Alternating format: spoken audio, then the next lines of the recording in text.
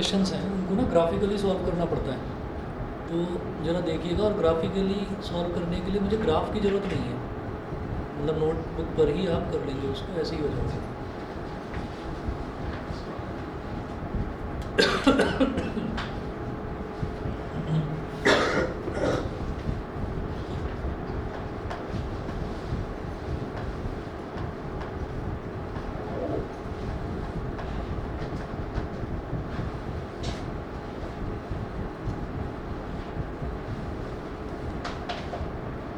Linear programming example number 1 देखिएगा। इसका सीधा एग्जांपल करा रहा हूँ, एग्जांपल से ही क्वेश्चन जो है वो धीरे धीरे क्लियर होने शुरू हो जाएंगे। देखिएगा example number 1, solve the following.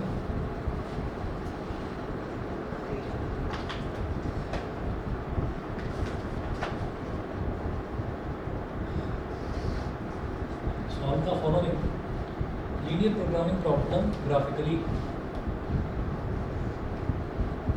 Linear programming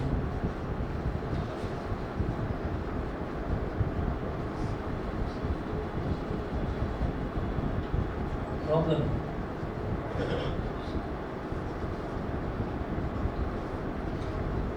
graphically.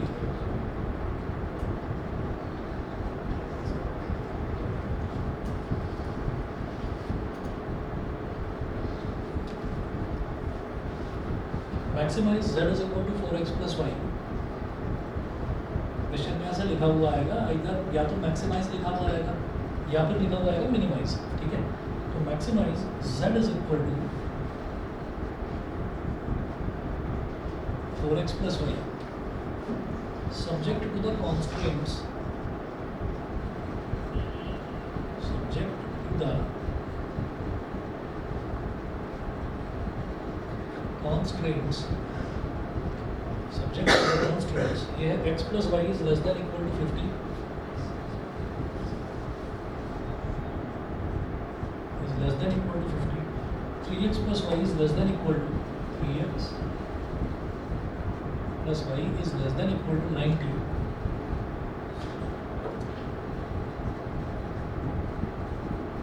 x is greater than equal to 0, y is greater than equal to 0। ये है, तो ये जो शुरुआत में दे रखा है ना, इसको बोलते हैं ऑब्जेक्टिव फंक्शन। ब्रैकेट में लिख लीजिए ऑब्जेक्टिव फंक्शन। ऑब्जेक्टिव फंक्शन जैसे आप कभी इसकी फिजिक्स की या केमिस्ट्री की कोई प्रैक्टिकल फाइल बनाई हो, तो उसमें शुरुआत में लिखा जाता है एम या फिर ऑब्जेक्टिव। ऑब्जेक्टिव या एम का मतलब ये है कि हम करना क्या चाहते हैं। तो ऑब्जेक्टिव फंक्शन मतलब ये है कि ये फंक्शन दे रखा है मेरे को z, मैं इस फंक्शन को मैक्सिमाइज करना चाहता हूँ। अब ये फंक्शन कुछ भी हो सकता है। किसी क्वेश्चन में अगर वर्ड प्रॉब्लम की फॉर्म में आया, वर्ड प्रॉब्लम वैसे आती नहीं है, लेकिन अगर बाई चांस स्कूल के एग्जाम में दे दिया, बोर्ड में तो नहीं आने वाला, वर्ड प्रॉब्लम हटा दिया गया, तो उसमें ये आ गया कि आपको ये एक प्रॉफिट फंक्शन दे रखा है, तो प्रॉफिट फंक्शन को आप मैक्सिमाइज ही तो करना चाहोगे। अगर किसी फर्म में आप कोई चीज़ बना रहे हो, बनाकर उस चीज़ को बेच रहे हो, तो आप प्रॉफिट को मैक्सिमाइज करना चाहोगे। अगर कहीं कॉस्ट फंक्शन है, कॉस्ट यानी कि किसी भी चीज़ को प्रोड्यूस करने में प्रोडक्शन कॉस्ट जो आ रही है, तो हम चाहते हैं कि वो रिड्यूस हो, कम से कम कॉस्ट हमारी लगे। तो वही चीज़ है कि ये ऑब्जेक्टिव फंक्शन दे रखा है कि मैक्सिमाइज करते हैं। कॉन्स्ट्रेंट्स का मतलब होता है लिमिटेशंस। लिमिटेशंस तो x प्लस वाई की लिमिटेशन है कि वो 50 से कम है, 3x प्लस वाई की लिमिटेशन है कि वो 90 से कम है। तो इनको इक्वेशन नंबर 2, इन इक्वेशन है ना 2, 3 और 4 बोल दीजिए। अब 100% क्वेश्चंस में यही आएगा कि x is greater then 0, y is greater then 0। क्यों? क्योंकि ये जो हमारा लीनियर प्रोग्रामिंग प्रॉब्लम है, ये real world problems, real life problems से रिलेटेड क्वेश्चंस आते हैं इसके। तो उसमें क्या होता है, उसमें हम ये कहेंगे कि रियल वर्ल्ड में, रियल लाइफ में चीज़ें नेगेटिव नहीं होती, पॉजिटिव ही होती है। फॉर एग्जांपल ये कहा गया कि इस फैक्ट्री में बिस्किट बनते हैं, ठीक है, तो बिस्किट के 15 पैकेट बनेंगे, -15 पैकेट नहीं बनेंगे, ठीक है, तो वो पॉजिटिव ही आएंगी चीज़ें। ठीक, पैसा कॉस्ट जो है, कॉस्ट को अगर हम मैक्सिमाइज करना चाह रहे हैं तो वो, या मिनिमाइज करना चाह रहे हैं, तो फिर भी कॉस्ट जो है, रुपीज़ जो है, वो नेगेटिव में नहीं जाएगा। नेगेटिव वाला केस अलग हो गया, वो उधारी वाला केस है। सबसे ज़्यादा वैल्यू क्या होगी वो निकालनी है। मैं बताता हूँ, हाँ, इसकी सबसे ज़्यादा वैल्यू क्या होगी हमें वो निकालना है। अब वो कैसे निकालनी है वो देखिएगा। हमें क्या करना है, सबसे पहले जो इन इक्वेशंस दे रखी हैं, सबसे पहले उन पर फोकस करेंगे। देखो कैसे करेंगे, यहाँ लिखेंगे assume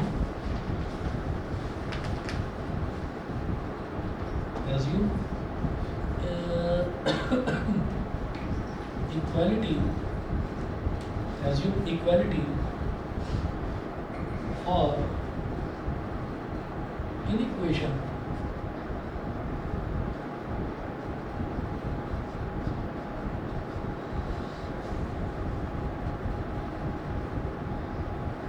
for inequation 2 and 3. Assume equality for inequation 2 and 3. तो inequation 2 and 3 जो हमको दे रखी है, इसमें पहले मैं equality assume करूँगा. equality कैसे assume करेंगे भाई? ये हो गया x plus y is equal to 50.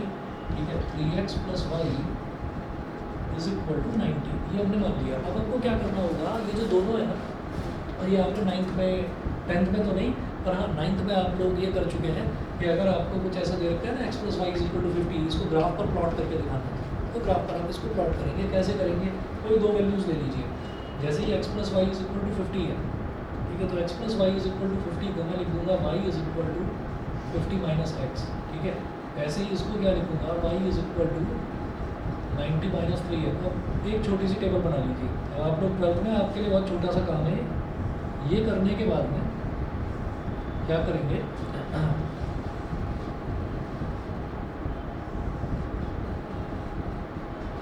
x y x y. एक बहुत बेसिक तरीका ये है कि जब भी कभी हम कोई भी ग्राफ बनाते हैं तो x की वैल्यू एक बार 0 ले लो और देखो y की वैल्यू कितनी आ रही है. एक बार y की वैल्यू 0 ले लो और देखो x की वैल्यू कितनी आ रही है. तो बड़ा आसानी से ऐसा ग्राफ बन जाता है. किसी में अगर 0 लेकर हमारी वैल्यू डेसिमल्स में आ रही है तो ऐसी वैल्यू लेंगे जो आसानी से डिवाइड हो सके, जो आसानी से रिप्रेजेंट करी जा सके. तो मैं यहाँ पर क्या कर रहा हूँ? x की वैल्यू मैंने 0 रखी तो y की वैल्यू कितनी आ गई? 50. और y की वैल्यू अगर 0 रखी तो x की वैल्यू 50 आ गई. बस 2 पॉइंट्स चाहिए. ये 2 पॉइंट्स कोऑर्डिनेट्स बनाकर को ज्वाइन करके स्ट्रेट लाइन बना देंगे. ऐसे ही x की वैल्यू अगर मैंने 0 रखी तो y की वैल्यू 90 आएगी. x की वैल्यू 0 रखने पर y की वैल्यू 90 और y की वैल्यू 0 रखने पर x की वैल्यू, ये 0 हो गया, माइनस 3x इधर आ जाएगा. 3x इज इक्वल टू 90 यानी कि x इज इक्वल टू 30. सही है, ये हो गया. अब आपको क्या करना है? अब आपको इसका ग्राफ बनाना है. अब ग्राफ जो है, ग्राफ जैसे आपको ये आदत होती है ना, इस तरह से ऐसे बनाते हैं ग्राफ, तो ऐसे मत बनाना. ग्राफ में आपको सिर्फ positive direction of X axis और positive direction of Y axis से मतलब है. ठीक. तो इधर का जो पोर्शन है ये वाला और ये वाला, ये तीनों ही पोर्शन, तीनों क्वाड्रेंट्स, ये आपके लिए बेकार के हैं. तो इसलिए ग्राफ थोड़ा बड़ा बनाएंगे ताकि समझने में थोड़ी सी आसानी रहे. तो देखिएगा,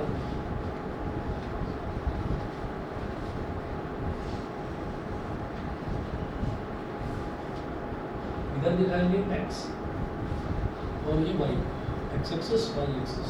ठीक है, ये हमारे पास हो गया ओरिजिन ओ. अब जो वैल्यूज़ हैं उसमें मैं देख रहा हूँ कि y की मैक्सिमम वैल्यू 90 तक जा रही है, x की मैक्सिमम वैल्यू 50 तक जा रही है. तो 10-10 का गैप ले लो. 10, 20, 30, 40. हाँ, क्या है? नहीं, अच्छा तो कोई बात नहीं, ग्राफ पर बनाना.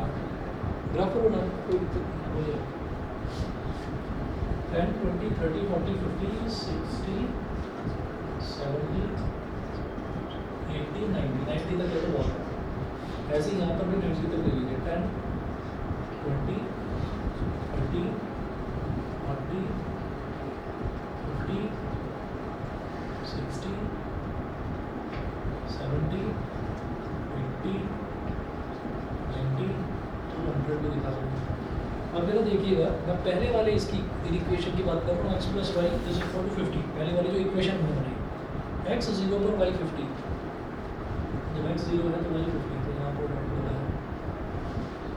जब x 50 है तो y 0, जब x 50 है तो y 0, y कुछ भी नहीं, यानी कि यही पर डॉट है. हम दोनों को ज्वाइन करें.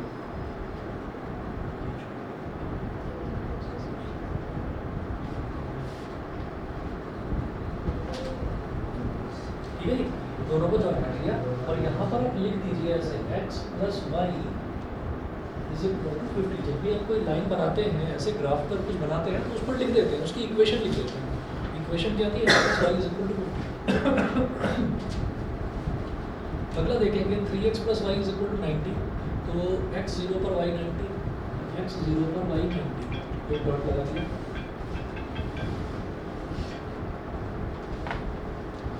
x0 पर y90, x30 पर y0, x30 पर y0।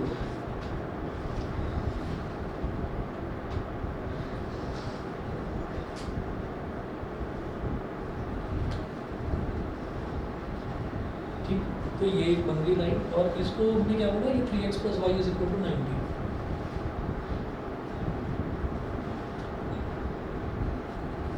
x + y = 90। तो ये हमारे दो ग्राफ्स बन गए। अब इसके बाद एक चीज़ होती है जो यहाँ पर देखा था, हेलो हेलो,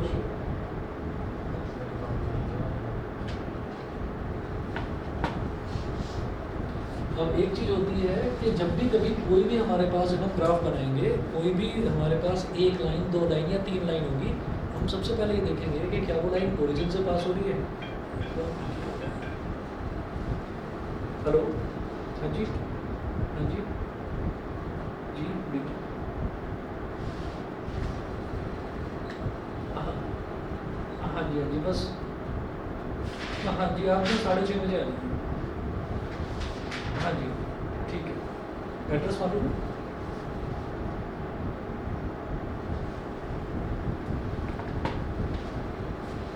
तो ये एक लाइन हुई, तो हमें सबसे पहले ये देखना होता है कि वो जो दो लाइंस बनी हैं वो ओरिजिन से पास हो रही है या नहीं हो रही है। यहाँ पर नोट कीजिएगा, इस ग्राफ के बाद जो आपने बनाया है, बना लिया ग्राफ सभी ने, ठीक है। इसके बाद यहाँ पर लिखिएगा origin test. Origin test, origin test में हमें क्या करना होता है, जो ओरिजिनली जो इक्वेशंस थी, इन इक्वेशंस थी ना, तो इन इक्वेशंस पर आएंगे। याद रखना, ये जो ऑब्जेक्टिव फंक्शन है इसकी मुझे कोई ज़रूरत नहीं पड़ेगी, इसकी ज़रूरत पड़ेगी बिल्कुल लास्ट में, ठीक है। तो अब जरा आप देखिएगा, ओरिजिन टेस्ट में किसका करूँगा, ओरिजिन टेस्ट करेंगे x + y = 50 का, ठीक है। इक्वालिटी साइन सिर्फ ग्राफ बनाने के लिए लगाया गया था, ठीक, समझ रहे हैं। तो ये हो गया x + y = 50, सेमीकोलन। दूसरी वाली लिखिए, 3x + y = 90, ये हो गया। ओरिजिन टेस्ट, ओरिजिन का मतलब क्या होता है, 0, 0, ठीक है। तो जरा ट्राई करें, 0 + 0, x की जगह भी 0, y की जगह भी 0 = 50। तो 0 = 50, 0 या तो 50 के बराबर है या 50 से छोटा है, बराबर तो नहीं है, या बोल रहे हैं आइदर लेस और इक्वल। तो हम ये कहेंगे कि हाँ लेस है, 50 से लेस है, तो ट्रू हो गया। दोनों में से एक कंडीशन सेटिस्फाई हो जाएगी तो ट्रू हो गया। सेम कहानी यहाँ पर है कि 3 × 0 + 0 = 90, मतलब अगेन 0 = 90, तो ये हो गया ट्रू। जब भी कभी किसी प्लेन पर एक लाइन बनाते हैं, एक बॉर्डर बना देते हैं, तो एक चीज़ होती है बॉर्डर के इस पार, एक चीज़ होती है बॉर्डर के इस पार। तो कोई भी लाइन किसी प्लेन को दो पार्ट्स में ही डिवाइड करेगी, दो पार्ट्स में डिवाइड करेगी। तो क्या हो गया, ये वाली जो लाइन है x + y = 50, ये दिखाई दे रही है, x + y = 50, या तो इसके इस तरफ या तो इसके इस तरफ वाला, दोनों में से एक तरफ वाला एरिया हमको शेड करना है। तो x+ ये ओरिजिन किधर लाई करता है, ओरिजिन लाई कर रहा है x + y = 50 के इस तरफ, और ट्रू आया है, ट्रू आया तो ओरिजिन के तरफ वाला एरिया शेड कर देते। फॉल्स आता तो ओरिजिन के अलग वाला एरिया शेड कर देते। तो ओरिजिन इसके x + y = 50 है, इसके इस तरफ लाई कर रहा है, इसके इधर वाला एरिया शेड करेंगे, और करेंगे कहाँ तक, सिर्फ इसी में फर्स्ट क्वाड्रेंट में, क्योंकि दे रखा है x > 0 एंड y > 0। नहीं तो पूरा कर देते, यहाँ तक शेड कर देते, लेकिन मुझे फर्स्ट क्वाड्रेंट में ही रहना है। ये इस तरह से शुरू,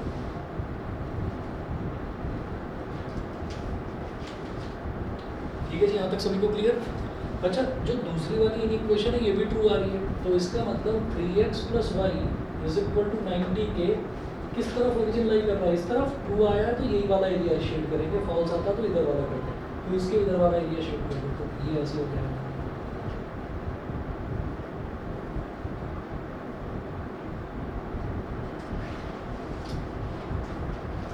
लाइंस का ओरिएंटेशन थोड़ा अलग बना देना, जैसे इसमें मैंने ऐसे ऐसे लाइन खींची इस तरह से, इसमें मैं ऐसे ऐसे खींचूंगा, इसमें ऐसे है तो इसमें ऐसे है।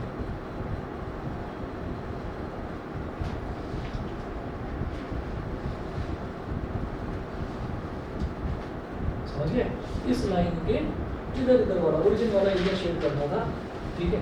तो यहाँ तो सीधी सीधी लाइन है, यहाँ भी सीधी सीधी लाइन है, चेक कहाँ बन रहा है, यहाँ पर, यानी कि ये कॉमन एरिया हो गया। कॉमन रीजन हो गया। कॉमन रीजन हो गया तो कॉमन रीजन के कॉर्नर पॉइंट्स देखेंगे तो भाई एक कॉर्नर पॉइंट है ओ मतलब 0,0। एक कॉर्नर पॉइंट है, इसको नाम दे दो ए क्या होगा, y की वैल्यू 50 है तो x की वैल्यू कितनी है यहाँ पर, y एक्सिस पर x की वैल्यू 0, तो 0,50 और एक पॉइंट ये हो गया, इसको बोलेंगे b, ये नहीं पता मेरे को क्या पॉइंट, और एक पॉइंट ये हो गया, इसको बोलेंगे c हमें मालूम है 30,0। अच्छा b कैसे निकलेगा, जहाँ पर लाइन इंटरसेक्ट कर रही हो, तो जैसे एलिमिनेशन से करते थे ना pair of linear equation solve वही करते, ग्राफ में तो लाइन खींच के निकाल। हाँ ग्राफ में, अगर ग्राफ पर आप बना रहे हैं इसमें नहीं बता सकता मैं, तो अगर ग्राफ है वैसे सर 20 ही होगा x, हाँ क्योंकि वहाँ तो पे जरा 40 से बढ़ गया ना, जब बिल्कुल बिल्कुल ठीक बना तो बिल्कुल ठीक है। ग्राफ होगा तो आप सीधी लाइन ड्रॉ करके देख लेते हैं कि किसके सामने लाई कर रहे हैं, ठीक है।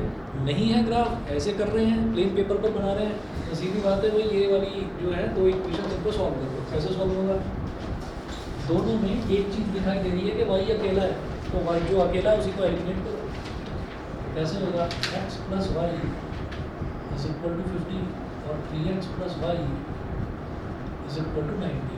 एलिमिनेशन में क्या होगा, नीचे वालों के साइन चेंज, ये माइनस ये माइनस ये माइनस, वाई से y cancel out, x minus 3x इज माइनस 2x, 50 माइनस 90 इज माइनस 40, माइनस से माइनस कैंसिल, 2 20 ज़ा 40, तो x की वैल्यू कितनी आ गई, 20 आ गई, x की वैल्यू 20 आ गई, y की वैल्यू बताओ फिर कितनी, 30, ठीक है ना भाई, 20 में 30 ऐड करेंगे तभी 50 होगा, तो किसी भी इक्वेशन में डालो y की वैल्यू आ जाएगी, x की वैल्यू आपके पास आ गई, चाहे फर्स्ट में डालो चाहे इसमें डालो, y की वैल्यू आपके पास 30 ही आएगी। तो इसका मतलब जहाँ पर दो लाइन इंटरसेक्ट करती हैं वही तो पॉइंट ऑफ इंटरसेक्शन होता है, तो ये मेरे पास क्या हो गया 20, 20 वो चीज़ समझ गए, ठीक है। अब ये आ गया, मैं ये बिठा रहा हूँ वैसे, मैं ये बिठा रहा हूँ। अब हमें एक ना छोटी सी टेबल बनानी होती है इसमें बारे में, एक छोटी सी टेबल बनानी सर यहाँ तो हमने इक्वल टू अज्यूम कर लिया ना, ग्रेटर देन फिर क्या हो गया ना, उसी से तो पता चला, ये जो लेस देन वाला था उसी से तो पता चला कि इधर का एरिया शेड करना है उधर को, ठीक है।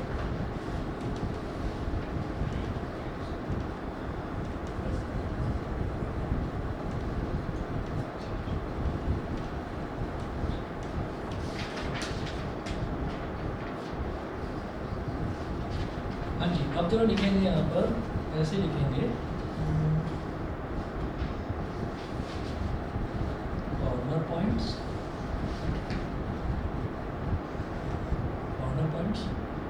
कॉर्नर पॉइंट्स हमारे पास क्या क्या है, एक तो O है, एक A है, एक B है और एक C है। तो O है 0,0, A है 0,50, B है 20,30 और C है 30,0।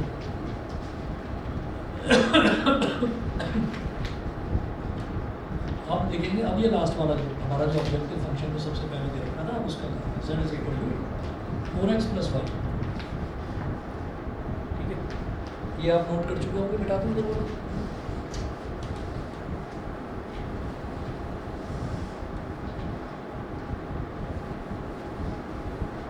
ये आपका छोटा ही चैप्टर है, ये मतलब आज ही खत्म है ये, और इसमें और कोई ज़्यादा टाइप्स है नहीं। एक टाइप और आएगी अनबाउंडेड रीजन वाले, हाँ एक 8 कुछ नहीं देखा है ना, इसलिए मिस वगैरह कुछ नहीं, बता तो ना, पहले तो 10 क्वेश्चन हुआ करते थे, वो 2 भी काट दिए, 8 ही लगे।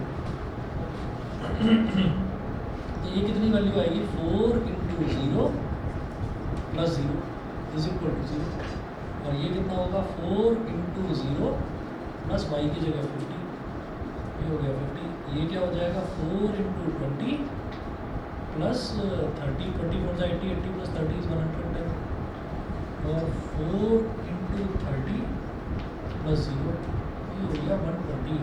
तो अब आपको ये दिखाई दे गया कि ये वाली वैल्यू जो है ये मैक्सिमम है, मुझे तो बस इसको मैक्सिमाइज ही करना था, ठीक है। तो मैक्सिमम वैल्यू कहाँ आ रही है, जब x की वैल्यू 30 और y की वैल्यू 0 होगी। क्या भैया यहीं तो मैक्सिमाइज करना था। मैक्सिमाइज करने का मतलब ये है कि हम ये कहेंगे कि we will get maximum value at x is equal to 30 and y is equal to 0।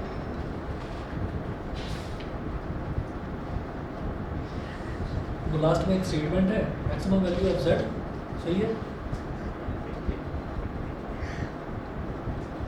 असल में इसमें जो क्वेश्चन थे ना, मतलब जिसमें लगता था कि हाँ कुछ है स्टैंडर्ड के, वो हटा दिया सिलेबस में से, तो अभी बहुत आसान रह गया।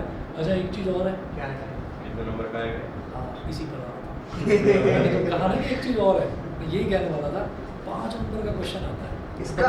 हाँ 5 नंबर? 5 नंबर का। वो जो सेक्शन ई में आते हैं Study? ना 4 क्वेश्चन जो आते हैं 5-5 नंबर के, उनमें एक क्वेश्चन इसका आता है।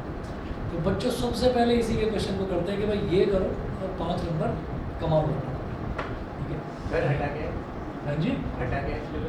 इसमें ना ये आगे ना ट्रांसपोर्टेशन प्रॉब्लम्स और डाइट प्रॉब्लम्स थी, तो वो वाला क्वेश्चन हट गया मेरे पास पूरा। बायो कहाँ से आ गया? Diet problem? डाइट प्रॉब्लम ये है कि मतलब डाइट वाले क्वेश्चंस आते थे उसमें। डाइट में डाइट सुनाई दे रहा। नहीं, मैं- डाइट मुझे डाइट डाइट सुनाई दे रहा, लेकिन- तुम खाते। उसमें ये है कि किसी पेशेंट को विटामिन ए इतना चाहिए, विटामिन बी इतना चाहिए, सी इतना चाहिए। अच्छा वो- वर्ड प्रॉब्लम चला रहे थे। हाँ हाँ, तो उसको डाइट प्रॉब्लम बोलते हैं। ट्रांसपोर्टेशन प्रॉब्लम होती है, मैन्युफैक्चरिंग प्रॉब्लम्स होती हैं, तो वो दे रखा है। यहाँ पर देखिए सबसे पहले ये लिखा हुआ डाइट प्रॉब्लम, ये हटा दिया सिलेबस में से।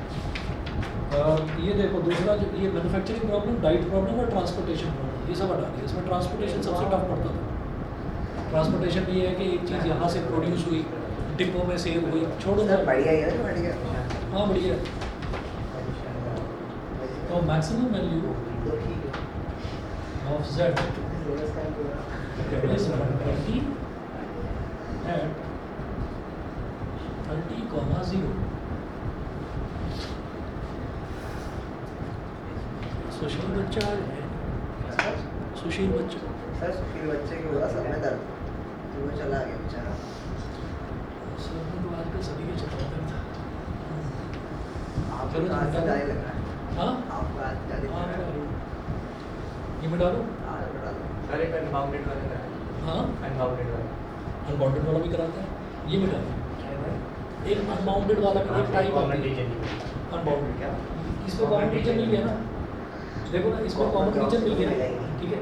अब हम ये चाहते हैं कोई ऐसा क्वेश्चन मिल जाए जिसमें कॉमन रीजन ना हो, वो भी क्यों चाहते हैं, छोड़ो ना। सिलेबस में है हाँ तो करा दो, तो कुछ कर नहीं सकते।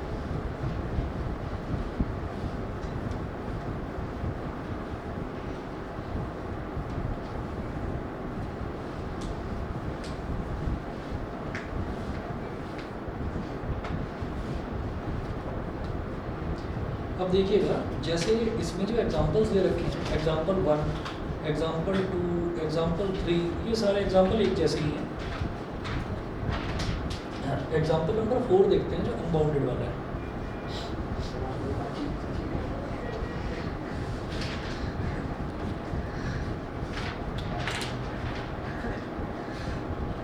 उसके बावजूद भी किसी क्वेश्चन में अगर प्रॉब्लम आएगी ना बता देना, मेरे को करवा देना। एग्जांपल नंबर 4 देख लीजिए,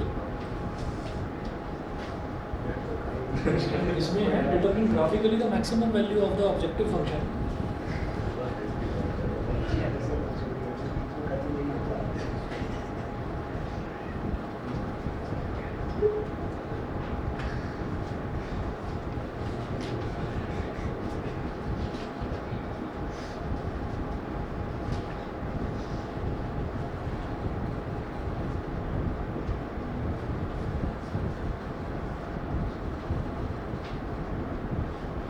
Of the objective function z is equal to minus 50x plus 20y.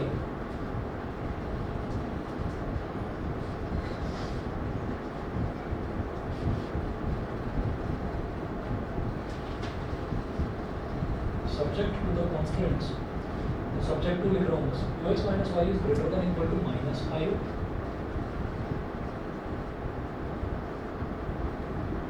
three x plus y is greater than equal to 3,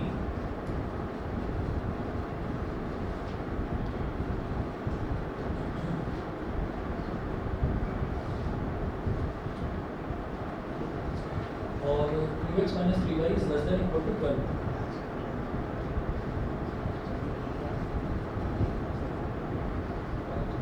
और वही दे रखा है x is greater than equal to 0, y is greater than equal to 0। तो सबसे पहले क्या करेंगे, ये हमारी हो गई इक्वेशन नंबर 1, ये इक्वेशन 2, इक्वेशन 3, ये equation 4।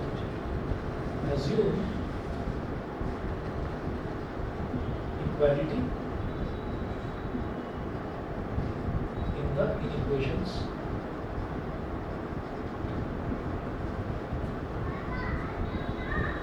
so 2x minus y is equal to -5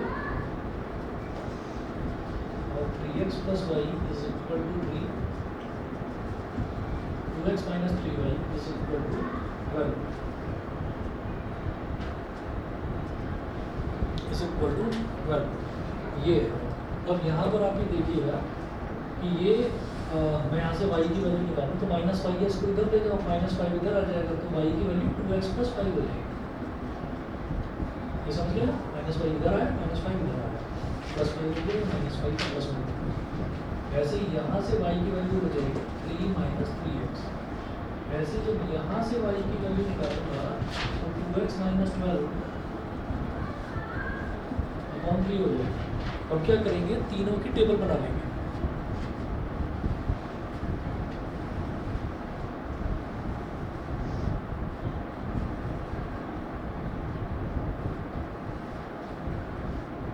तो x की वैल्यू अगर 0 है तो y की वैल्यू होगी 5। अच्छा, y की वैल्यू अगर 0 लूँगा तो x की वैल्यू ना -5/2 हो जाएगी, तो वो मतलब अजीब लग रही है। तो उसको रैंडम एक काम करते हैं, x की वैल्यू 1 ले लो और y की वैल्यू हमारे पास 7 है।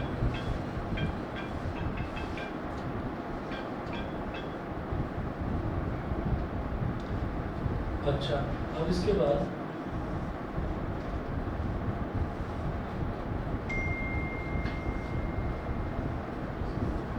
ये x है, ये y है। x की वैल्यू 0 लेंगे तो y की वैल्यू 3 आ रही है और y की वैल्यू 0 लेंगे तो x की वैल्यू 1 आ रही है। y की वैल्यू 0 ली तो -3x इधर आकर +3x बन जाएगा, 3x इज इक्वल टू 3 आएगी, x is equal to 1। Same काम अब यहाँ पर कर दीजिए, ऐसे ये टेबल बनाओ।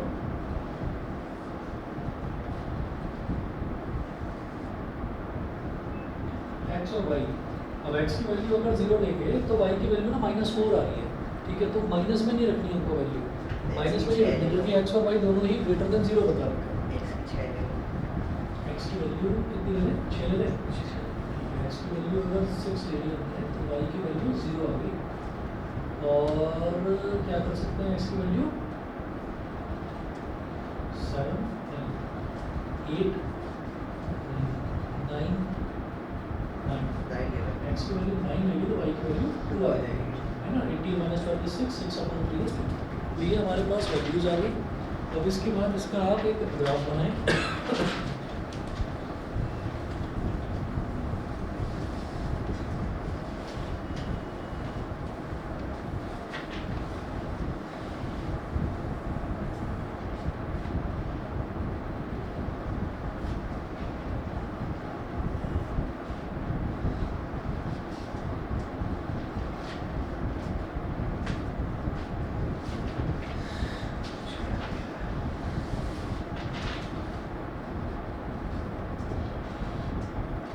x की मैक्सिमम वैल्यू देखिए कहाँ तक जा रही है, 9 तक जा रही है। ऐसे ही y की मैक्सिमम वैल्यू मैक्सिमम 7 तक जा रही है। 0, 1, 2, 3, 4, 5, 6, 7, 8, 9, 10। ये हुआ 1, 2, 3, 4, 5, 6, 7, 8, 9, 10।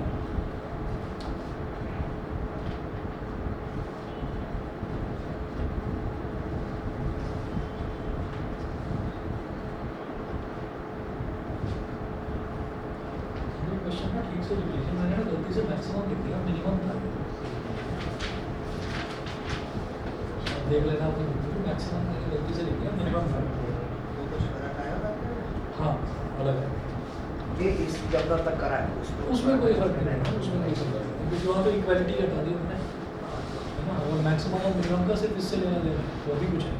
एक्स की वैल्यू 0, वाई की वैल्यू 5, एक्स की वैल्यू 0, वाई की वैल्यू 5, 0 पर वैल्यू 5, एक्स की वैल्यू 1 तो वाई की वैल्यू 7, एक्स की वैल्यू 1 तो वाई की वैल्यू 7, ये हो गया। इन दोनों को डॉट्स को ज्वाइन कर दिया, स्केल रखकर लाइन बनती चली जाएगी इस तरह से। और ये हाँ हाँ खींच दीजिए। उसके बाद देखिए ये क्या है, 2x minus Y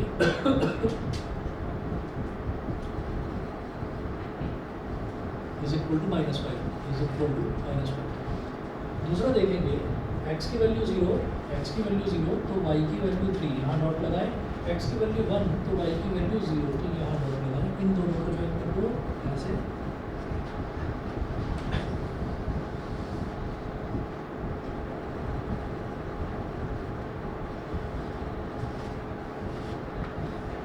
x plus y is equal to 3, x की वैल्यू 6 तो y की वैल्यू 0, डॉट लग गया यहाँ पर, x की वैल्यू 9 तो y की value 2,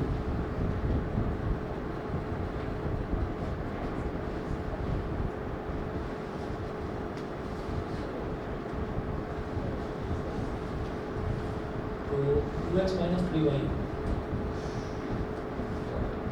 is equal to problem इसमें अब पता चलेगी। पहले एरियाज शेड करते हैं, तो एरियाज शेड करने के लिए एक चीज़ मेरे को दिखाई दे गई कि तीनों में से कोई भी लाइन जो है वो ओरिजिन से पास नहीं हो रही है, ठीक है। तो हम क्या करेंगे, ओरिजिन टेस्ट करेंगे। अच्छा कोई लाइन अगर ओरिजिन से पास हो रही हो तो क्या करते हैं, मान लीजिए ये वाली लाइन ओरिजिन से पास हो रही होती तो फिर मैं कोई दूसरा पॉइंट ले लेता, मैं ले लेता 9,0 और फिर देखता कि उसमें ट्रू आ रहा है या फॉल्स। ट्रू अगर आए तो 9,0 वाला एरिया शेड कर दो, फॉल्स आ जाए तो उसके अलावा वाला एरिया शेड कर दो, ठीक है। तो देखिएगा मैं यहाँ पर करने वाला हूँ ओरिजिन टेस्ट। अरे क्या हो रहा है मैं ये कह रहा हूँ कि अगर कोई लाइन ये, क्योंकि ये लाइन और ये लाइन तीनों ही लाइन ओरिजिन से पास नहीं हो रही है तो मैं ओरिजिन टेस्ट करूँगा, ठीक है। अगर ये ओरिजिन से पास हो रही होती तो फिर मुझे क्या करना होता, जैसे मान लीजिए यही लाइन है, इस लाइन को उठा दो और यहाँ से ले आओ, ओरिजिन से पास कर दिया तो 2,0 या 3,0 तो इसके इधर लाई करेंगे ना लाइन पे, तो फिर 3,0 पर ट्राई कर लेंगे कि वो ट्रू आ रहा है या फॉल्स आ रहा है। अगर ट्रू आएगा तो 3,0 वाला एरिया शेड कर देंगे, फॉल्स आएगा तो उसको अपोजिट वाला एरिया शेड कर देंगे। देखो फिलहाल हाँ इसके सवाल एक मतलब देखने पड़ेंगे। हाँ करके देख लेना, आसान लगेंगे, एक दो छोटे छोटे ट्रिक्स हैं वो आसानी से समझ में आ जाएगी, कुछ मुश्किल नहीं है। देखिए ओरिजिन टेस्ट है तो सबसे पहले मैं पहली line equation 2x minus y is greater than equal to -5। Origin का मतलब है 0,0,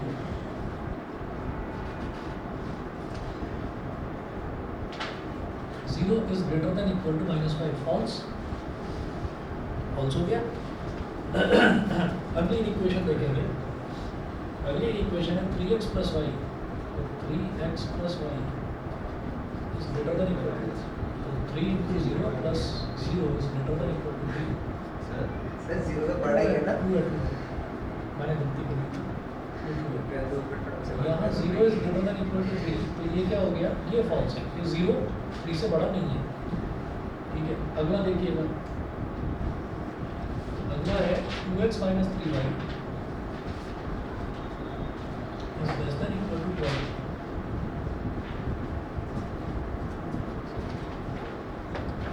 0 is less than equal to 12, इसको लिखें ट्रू, ठीक है। तो ये ट्रू हो गया। अच्छा अब जरा देख लीजिए कौन कौन से एरिया मेरे को शेड करने हैं। तो पहले वाला जो है वो ट्रू आ रहा है, ट्रू यानी कि ओरिजिन इस वाली लाइन पर ओरिजिन जहाँ लाई करेगा वही वाला एरिया शेड कर देना है। तो 2x minus y is equal to -5, ये वाली लाइन है, तो ओरिजिन इसके कहाँ लाई कर रहा है, यहाँ पर लाई कर रहा है, ये ओरिजिन है, तो इधर वाला एरिया शेड कर दीजिए।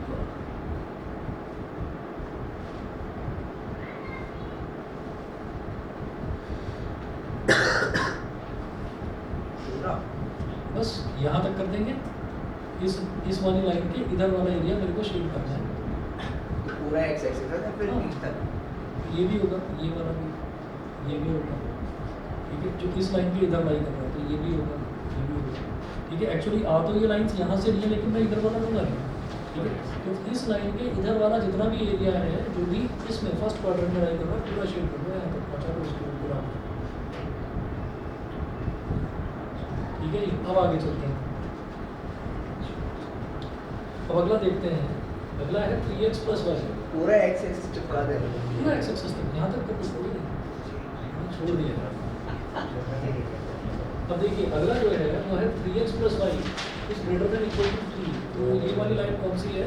ये वाली लाइन है, ये फॉल्स है तो ओरिजिन इसके इधर लाई कर रहा है, फॉल्स है तो इसके इधर वाला एरिया शेड करेंगे। मतलब ये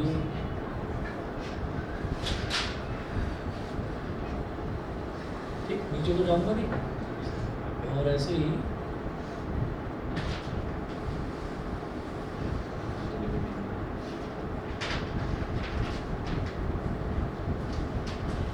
समझिए, मैं इस लाइन से ऐसे पूरा ना आकर मैं ऐसे यहाँ तक उठकर यहाँ से स्टार्ट कर रहा हूँ क्योंकि कॉमन रीजन तभी आएगा, यहाँ कॉमन तो निकल ही गया। ठीक है, तो ये मैंने कर दिया शेड। बताइए जी यहाँ तक क्लियर है? ऑनलाइन वाले बच्चे बताएं, ऑनलाइन वाले में गन्या सुमे क्लियर है?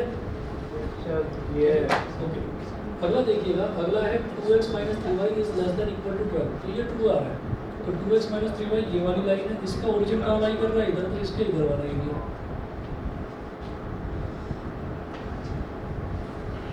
तो ये जो है कॉमन एरिया तो निकल रहा है, ठीक है, कॉमन एरिया तो निकल रहा है, जो बीच में बन गया है कॉमन एरिया तो निकल रहा है, लेकिन बाउंडेड नहीं है। बाउंडेड का मतलब क्या है कि फिगर बंद नहीं हो रही है, खुलता जा रहा है। इधर से ये लाइन ऐसे बढ़ती जाएगी, इधर मतलब एक जैसे बॉक्स बन गया था पिछले वाले में, वैसा कोई बॉक्स बना नहीं। नहीं समझ में आया? कुछ नहीं गायब। दिमाग नहीं पड़ा।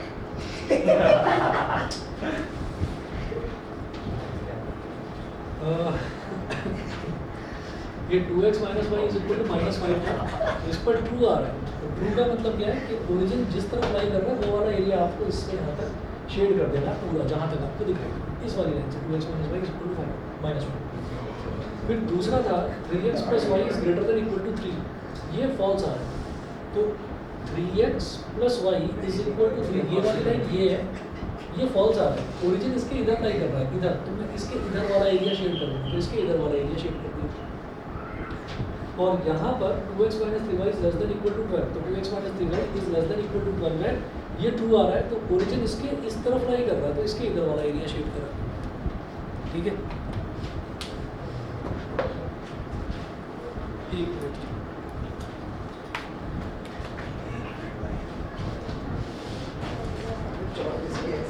है क्या वेल्डिंग कर रहे हैं।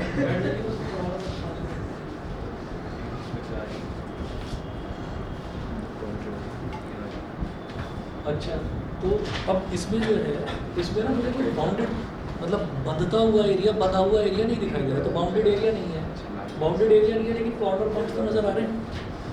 कॉर्नर पॉइंट्स देखो जरा क्या क्या, ये वाला जो है, एक तो ये कॉर्नर वाला पॉइंट है, एक ये वाला कॉर्नर पॉइंट है, एक ये कॉर्नर पॉइंट है, ये कॉर्नर, मतलब जो एरिया हमारा जो दिखाई दे रहा है ना, जो कॉमन रीजन जो निकल के आ रहा है, उसमें मैं देख रहा हूँ कि 1 2 3 4 ये 4 पॉइंट्स मेरे को दिखाई दे रहे हैं। ये है, देखो ये आपको कॉमन रीजन दिख गया, कॉमन रीजन दिख गया। तो कॉमन रीजन जो है, कॉमन रीजन में ये तो आएगा नहीं, इधर वाला पीछे वाला तो आएगा नहीं, तो मुझे कॉर्नर पॉइंट्स देखने हैं। कॉर्नर पॉइंट्स मतलब क्या दिख रहा है, एक तो ये है, इसके इधर हो रहा है, एक ये वाला पॉइंट है ना, एक ये वाला पॉइंट है, 1 2 3 और एक ये वाला पॉइंट है, चलो। लेकिन जो आप वहाँ से वो लाइन्स खींच रहे हो वो तो उसके उधर एंड तक ही जाएगा ना, तो वो तो एंड होगा ही नहीं, उधर तो कोई पॉइंट है ही नहीं, तो इसीलिए इसको अनबाउंडेड रीजन बोलेंगे। लेकिन कॉर्नर पॉइंट्स मेरे पास आ गए, हो सकता है इधर ये कहीं बंद होता, मान लो ऐसे होता तो मैं इसको ज्वाइन करता, इसको ज्वाइन करता, या नीचे तक ज्वाइन करता, तो वो हमारे पास बाउंडेड रीजन आ जाता। बाउंडेड रीजन का तो फिक्स सॉल्यूशन होगा, इसका क्या होगा वही बताना चाहता हूँ, बस मैं 5 मिनट और लूँगा, कभी हो गया। इस तरफ कर रहा हूँ, सही है ना, सारा मिला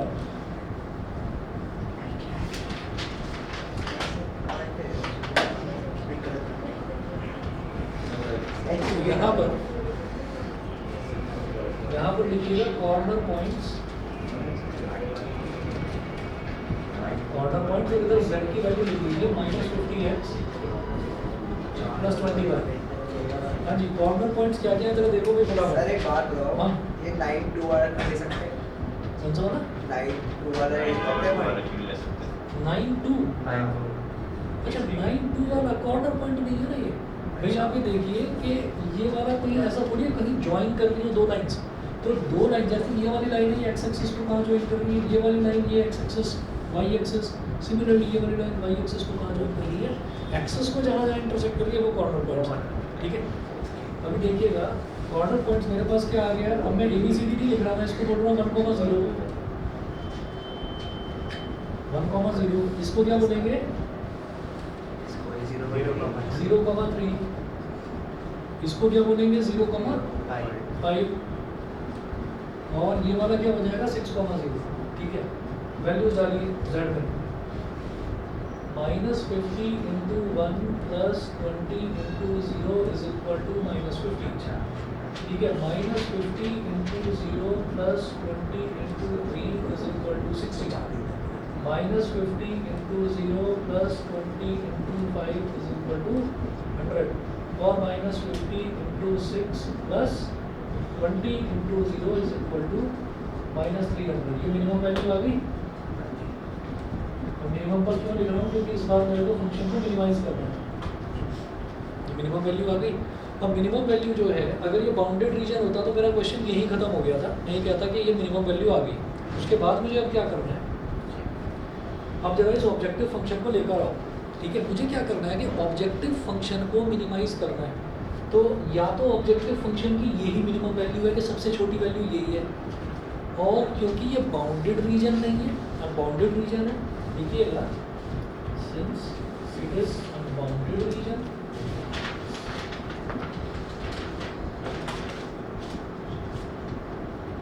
अनबाउंडेड रीजन, तो आप क्या करेंगे? आप चेक करेंगे यहाँ पर, चेक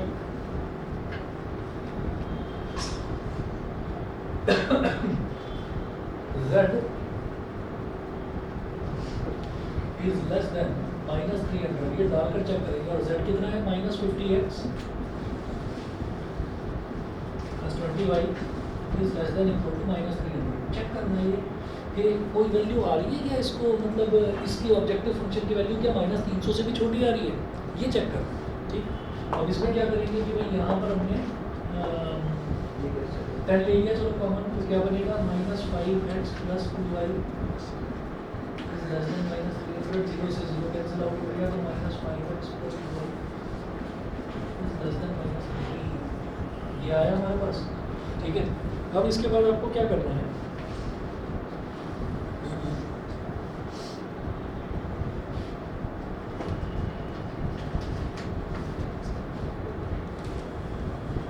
एक लाइन लिखिएगा, check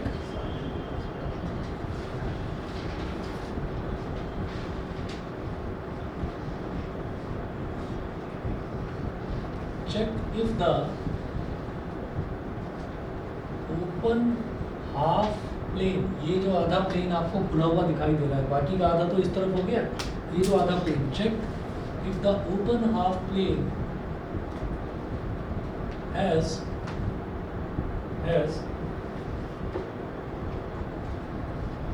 common points with feasible region or not, with feasible region or not। feasible region क्या होता है? shaded region।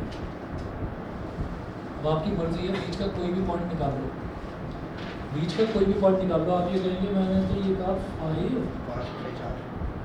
है ना, 5 4 5,4 ले लिया, 5,4 लेकर जरा चेक करेंगे कि इसको सेटिस्फाई कर रहा है या नहीं कर रहा है। देखो जरा, तो let us check for 5,4, let us check for 5,4। तो -5 into 5 plus 2 into 4 is less than -30। -25 plus 8 is less than -30। बताओ कितना आ गया?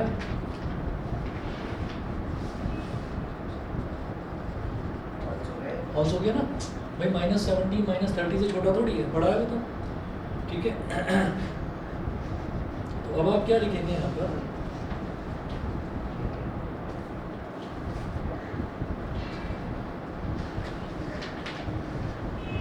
लेकिन हमने तो वैल्यू डिटरमाइन कर दी है। हम लिखेंगे एक चीज़, हाँ दोबारा बोलो क्या? हमने तो वैल्यू डिटरमाइन कर दी है ना। हाँ कर रहा हूँ। अब ये फॉल्स आ गया तो हम ये कहेंगे since it has no common points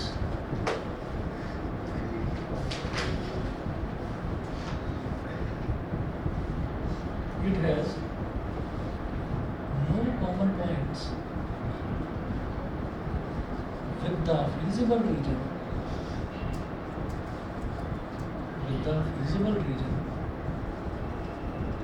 false आया तो मैं कहूँगा ये कॉमन पॉइंट जो हमने लिया फिजिबल रीजन में सेटिस्फाई नहीं कर रहे, है ना? It has no common points with the feasible region, so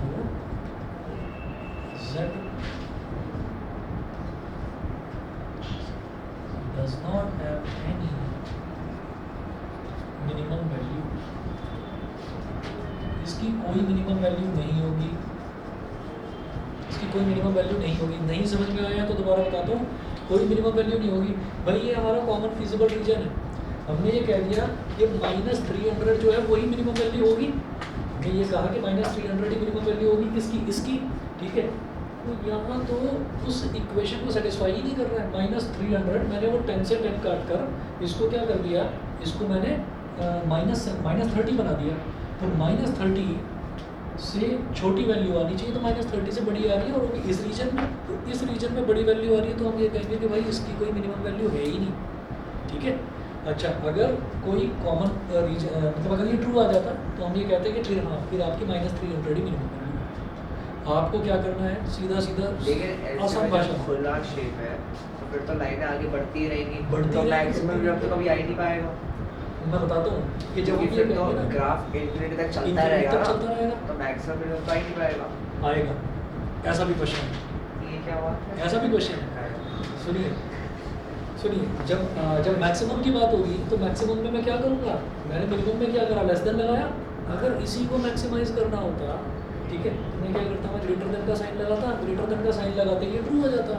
true होते ही मैं कहता कि हाँ यही वैल्यू उसकी मिनिमम वैल्यू। तो वो जो और पॉइंट लेके सब फॉल्स कर देते थे। तो वही बता रहा हूँ कि हमारे पास ट्रू वाली भी है। ऐसे तो फिर आप चेंज करते रहो कंडीशन चेंज करेंगे, रिजल्ट चेंज हो जाएगा। सीधी भाषा में समझो, अगर अनबाउंडेड रीजन आया तो शेड तक तो करना ही है ना सभी को, वहाँ तक तो पहुँचना ही है। फिर कॉर्नर पॉइंट्स निकाल के आप कुछ वैल्यूज़ निकालेंगे, फिर उसमें चेक करेंगे सबसे छोटी वैल्यू क्या है, उसको वापस इसमें डालेंगे, इक्वेशन बनाएंगे, फिर बीच में जो मन करे वो पॉइंट ले लो। आपने ले लिया ना 5,4 अपनी मर्जी से, कोई और पॉइंट ले लो, हर पॉइंट पर ये फॉल्स ही आएगा, ठीक है। और फॉल्स अगर आ गया तो हम कहेंगे it has no minimum value. True आ गया तो हम ये कहेंगे यही जो मिनिमम वैल्यू है ये इस अनबाउंडेड रीजन को भी सेटिस्फाई कर रही है, यही इसकी मिनिमम वैल्यू। लेकिन वो ग्राफ में करके रखते हो कि ग्राफ में तो लाइनें खिंचती रहेंगी, वो तो इन्फिनिटी तक जाएंगी, तो कुछ मैक्सिमम कैसे हो सकता है? मैं ये बता रहा हूँ कि ग्राफ जो है ना, ग्राफ में मुझे मैक्सिमाइज इसको करना है। ग्राफ में मैंने इसको डाला ही नहीं है, इस फंक्शन को। इस ग्राफ में इसकी वैल्यू मैक्सिमम कहाँ, इसकी वैल्यू मिनिमम कहाँ, इनकी तो कोई मैक्सिमम मिनिमम नहीं होगी इनकी, क्योंकि ये तो चलता ही जा रहा है, इसका तो कोई अंत ही नहीं है। मेरी बात समझ गए? ठीक है। फिर भी डाउट आए मेरे से पूछना, है ना। आपका परसों पेपर है ना दोनों का, मंडे को है। कोई भी डाउट है मेरे को सैटरडे को संडे को कॉल करें ना, पूछना।